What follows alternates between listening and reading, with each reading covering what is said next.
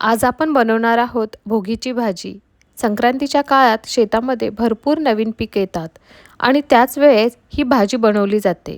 संक्रांतीच्या आदल्या दिवशी भोगी असते आणि त्या दिवशी शेंगभाज्या आणि फळभाज्यापासून ही भाजी आवर्जून बनवली जाते. खायला खूप छान लागते आणि भरपूर पौष्टिकसुद्धा असते. त्यासाठी भरपूर वेगवेगळ्या भाज्या वापरल्या जातात. आपण आपल्या आवडीनुसार एखादी दुसरी भाजी कमी जास्त करू शकतो.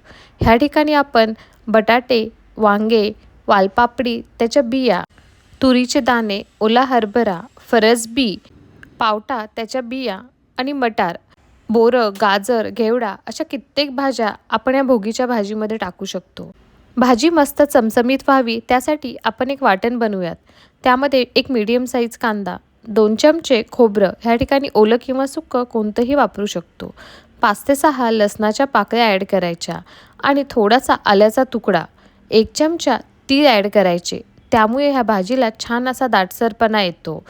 1 हिरवी मिरची आणि थोडीशी फ्रेश कोथिंबीर ॲड करायची.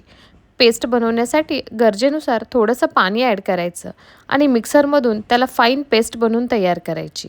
हे वाटण ॲड केल्यामुळे भाजीची चव आणखीनच छान लागते आणि त्यामुळे दाटसरपणासुद्धा भाजीला खूप चांगला येतो.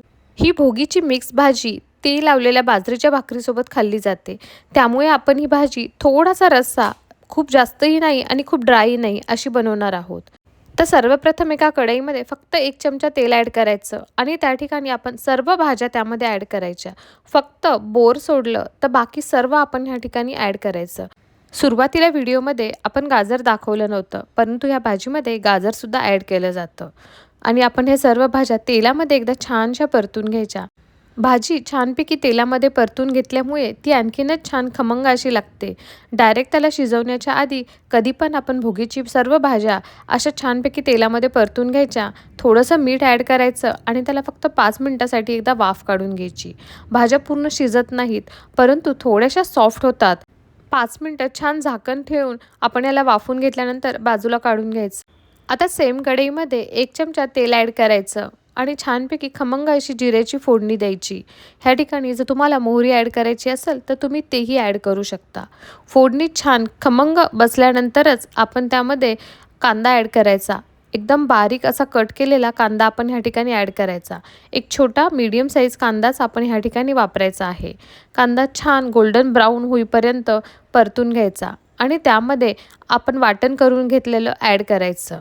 हे वाटणामध्ये आलं लसूण असल्यामुळे आपल्याला आलं लसूण पेस्ट वेगळी ॲड करण्याची गरज नाही आणि हे वाटण आपण कांद्यामध्ये एक 2 ते 3 मिनटं छान तेल सुटेपर्यंत परतून घ्यायचं.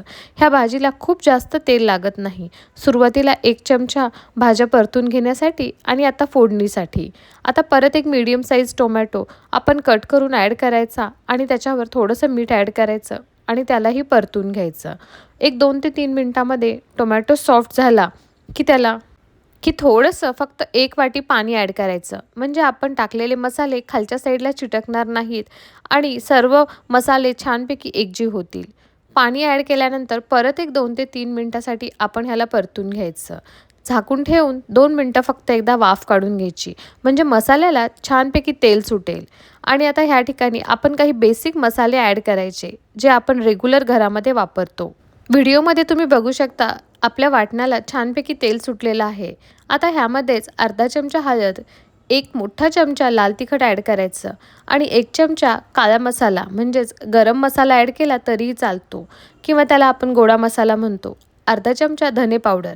ह्या भाजीमध्ये काळा मसाला ॲड केल्यामुळे भाजी छान चमचमीत आणि झणझणीत लागते. भाकरीसोबत भाजी खायची म्हटल्यावर थोडीशी झणझणीत तर असलीच पाहिजे. म्हणून तुम्हीसुद्धा काळा मसाला म्हणजेच गरम मसाला किंवा आपण त्याला गोडा मसालाही म्हणतो ते नक्की ॲड करा. आता आपण सर्व फ्राय करून घेतलेल्या भाज्या त्यामध्ये ॲड करायच्या. ह्या ठिकाणी मी बोरसुद्धा आता ॲड केला आहे. सुरुवातीला आपण बोर ॲड केलं नव्हतं. तुम्हाला जर ह्या भाजीमध्ये बोरं टाकायची नसतील तर तुम्ही स्किपही करू शकता. तसं बोर ॲड केलं तर थोडंसं त्याला आंबटपणा येतो भाजीला आणि छानही लागते. भाजी व्यवस्थित वाटणामध्ये मिक्स करून घ्यायची आणि त्याला 5 मिनटं वाफ काढून घ्यायची. म्हणजे सर्व मसाले भाजीमध्ये छानपैकी एकजीव होतील. आता ह्या ठिकाणी आपण गरम पाणी ॲड करायचं. वाटणाच्या आणि काळ्या मसाल्याच्या कोणत्याही भाजीमध्ये कधीही पाणी ॲड करताना गरम पाणी ॲड करायचं, म्हणजे भाजीला रंगसुद्धा सुरेख येतो आणि भाजीची चवसुद्धा छान राहते. ह्या ठिकाणी तुम्हाला जेवढी गरज आहे तेवढंच पाणी ॲड करायचं. भाजी जेवढी पातळ पाहिजे त्यानुसार आपण त्या ठिकाणी पाणी ॲड करायचं.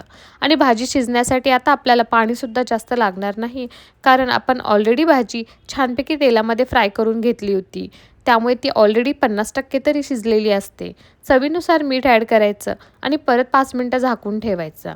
भाजी मस्तपैकी चमचमीत अशी शिजून तयार झालेली आहे आणि ही भाजी भाकरीसोबत खायला खूप छान लागते. ज्यांच्याकडे पातळ भाजी भाकरीसोबत खाल्ली जाते थोडीशी, त्यांनी ही भाजी नक्की ट्राय करा. जर तुम्हाला एकदम कोरडी भाजी पाहिजे असेल तर पाण्याचं प्रमाण खूप कमी ठेवा, म्हणजे भाजी एकदम ड्राय होते. वरतून थोडेसे तीळ ॲड करायचे, भाजी खूप छान दिसते आणि भोगीच्या भाजीमध्ये तीळ ॲड केले जातात.